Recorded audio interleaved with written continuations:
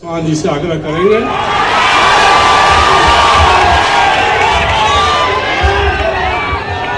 साथियों,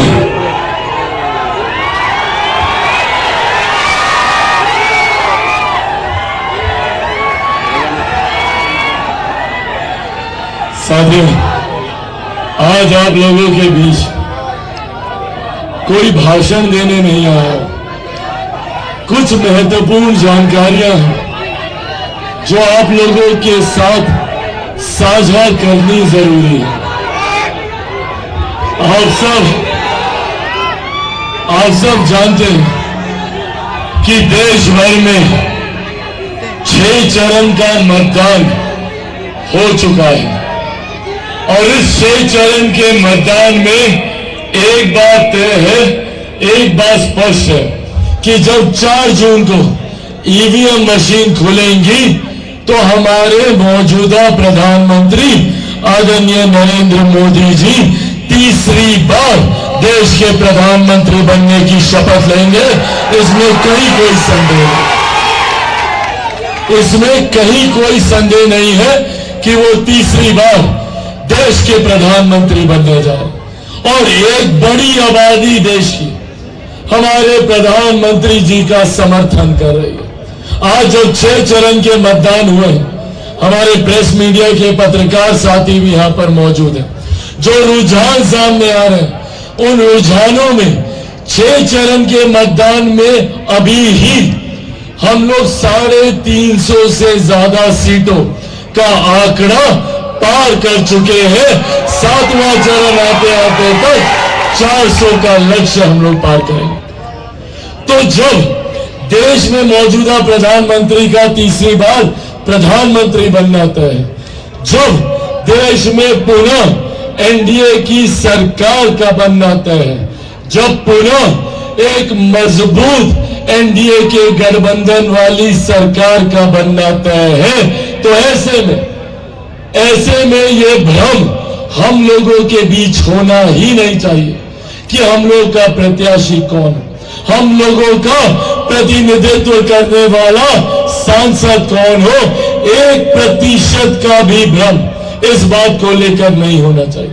हर वो व्यक्ति जो काराकाट लोकसभा का विकास सोचता, हर वो व्यक्ति जो चाहता है कि हमारे बच्चों का भविष्य बेहतर हो, भविष्य बेहतर तब होगा जब मुख्य धारा के साथ आप जुड़िए।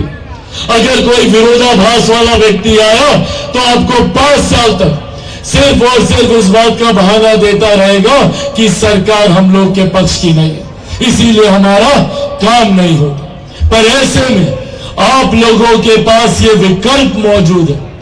आदरणीय मेरे अभिभावक उपेंद्र कुशवाहा जी के तौर पर एक मजबूत, ज्ञानी, जानकार, अनुभवी, एक ऐसा मजबूत आप लोगों के पास एनडीए के प्रत्याशी हैं जो पहले दिन से ही इधर सरकार बनेगी और उधर आप लोगों के तमाम समस्याओं का समाधान करने में ये जुड़ जाएंगे। ऐसी क्षमता आदरणीय उपेंद्र कुशवाहा जी, और ये हमको नई बात नहीं आप लोगों को बता रहे, 2014 से इन्होंने करके दिखाया।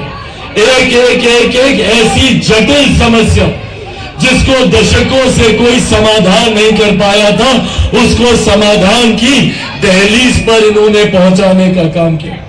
डालमिया नगर के कारखाने का जिक्र पूर्व में तमाम साथियों ने, यह कोई मामूली विषय नहीं था, पर हाँ 2014 में जिस विषय को ये अंजाम की दहलीज तक लेकर पहुंचे हैं, उसको अगर आज कोई पूरा कर सकता है तो वो एकमात्र व्यक्ति है आदरणीय उपेंद्र कुशवाहा जी।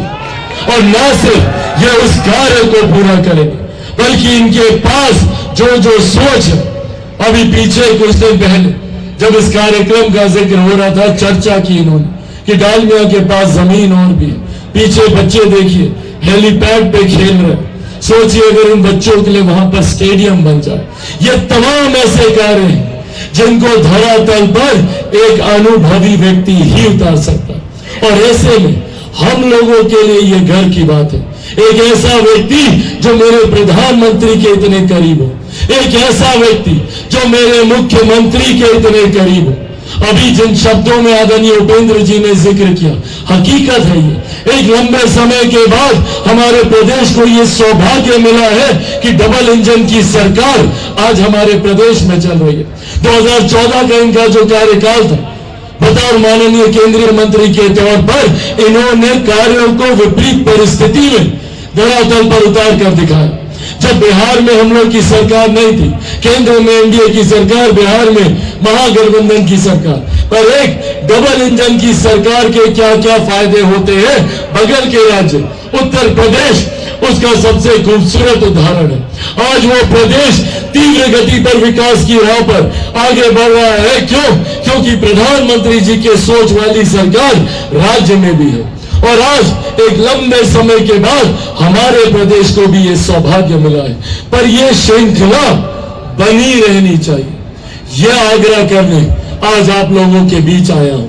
ये श्रृंखला तभी बनी रहेगी जब प्रधानमंत्री जी की सोच वाली सरकार, जिसका बनना तय है, केंद्र में एनडीए की सरकार बनने जा रही है, और साथ ही में यह बात भी तय है कि बिहार में अगले विधानसभा के चुनाव के बाद पुनः बिहार में भी एनडीए की सरकार बनने जा रही है।